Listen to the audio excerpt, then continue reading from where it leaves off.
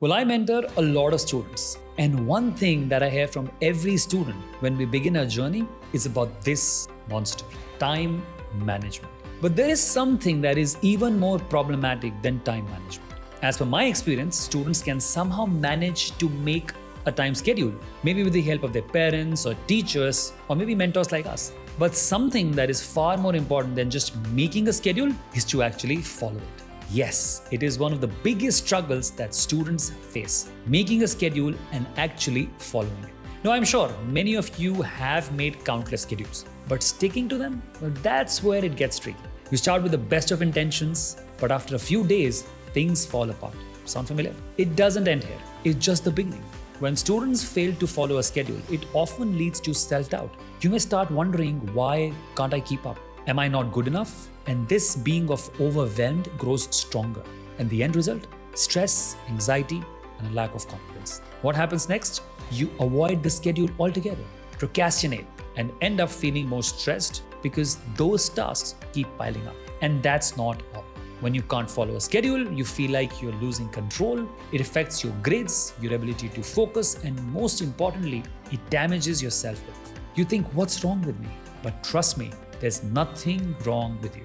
The problem isn't you, it's the process of how you're making and following the schedule. And unfortunately, it is something that most schools and colleges just don't teach. Yes, but here's the good news. I'm here to teach you this very important skill for success. There's a way to fix this. All right, let's get into the part you've been waiting for. How to make a schedule that you actually follow 100%. It's all about following a simple process, and I'm going to walk you through it step by step. Let's start with step number 1. It's to understand your priorities. Now, first things first, you have to know what really matters. You need to prioritize your tasks. Now ask yourself, what's urgent? What's important? Do you have an assignment due tomorrow or in a week? Not everything needs to be done right now. And understanding this will give you clarity. Try using the Eisenhower matrix to categorize your tasks into 4 boxes: urgent and important, important but not urgent, urgent but not important, and neither urgent nor important.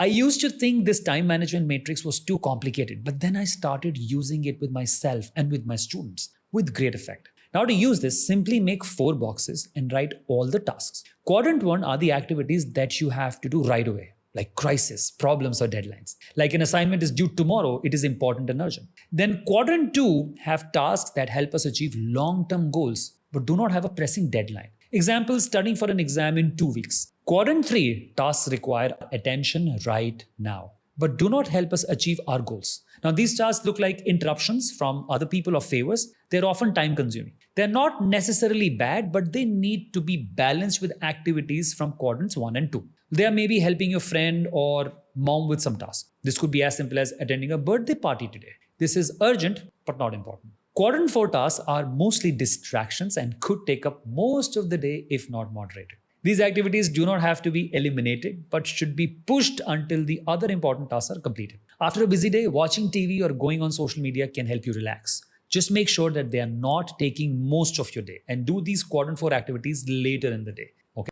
Look at step 2. Now, once you have your priorities straight, the next step is creating time blocks. Instead of cramming everything into one day, break it up into smaller, realistic chunks of time. For example, instead of saying, I'll study for 5 hours straight, try 1 hour study sessions with 10 to 15 minutes break. It's more achievable and less daunting. Time blocks can also be used by having 1 hour or one whole day dedicated to one subject. Now, it totally depends on you if you want to do that. Like in general week, I prefer to have time blocks for studies and not for a specific subject. Like you can study 1 hour math and then 1 hour later in the day of other subject. But during exam time, I prefer students to have multiple time blocks in a day for same subject. Now, this makes sense since you will be focused on one subject only and can perform much better.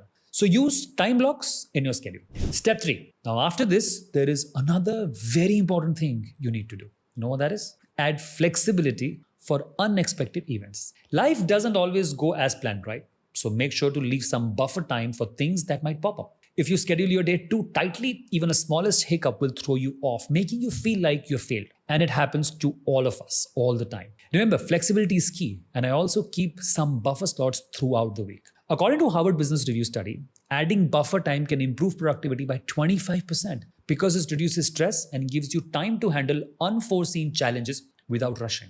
Now, generally, 2-3 buffer slots for 1 hour to 1.5 hours in a week are good enough to catch up with unexpected events. Like you come home today and you need to go for a family dinner and you have planned to complete your assignments today. Now, making time for family commitment is important, so you need to go. But then, if you have a buffer slot later in the week, you can quickly replan today's assignment slot to the next buffer slot. It actually works like magic, so try it out. Step number 4. Next step for you is to remember one simple formula.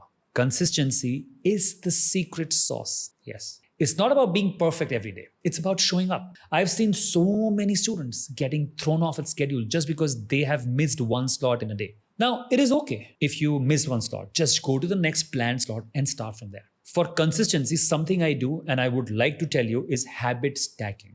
For example, if you already have a habit like brushing your teeth every morning, which I'm sure we all do, attach your next habit to it, like reviewing your schedule for the day right afterward. Habit stacking can work something like after dinner, I will have 1 hour of self-study time. This way you're stacking one habit over another. Eating dinner and other one is 1 hour study. And yes, don't forget, add someone who can hold you accountable. This could be a friend, parent, or even a mentor. That's important. Next step, finally, another important thing every week is to take 10 to 15 minutes to review your schedule.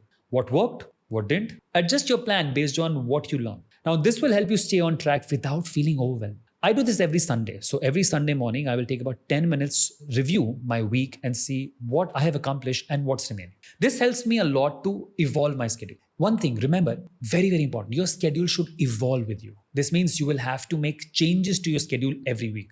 Initially, it'll be more, but after a few weeks, you will have a minimal changes since your schedule has evolved with you. Super important. All right, so this was my foolproof way to not just make a schedule, but one you will actually follow. Remember, it's not about being perfect, it's about progress. Stick to the process and you will see your confidence grow as you accomplish more and feel more in control. So if you found this video helpful, hit the like button, subscribe and share it with your friends who are struggling with their schedules too.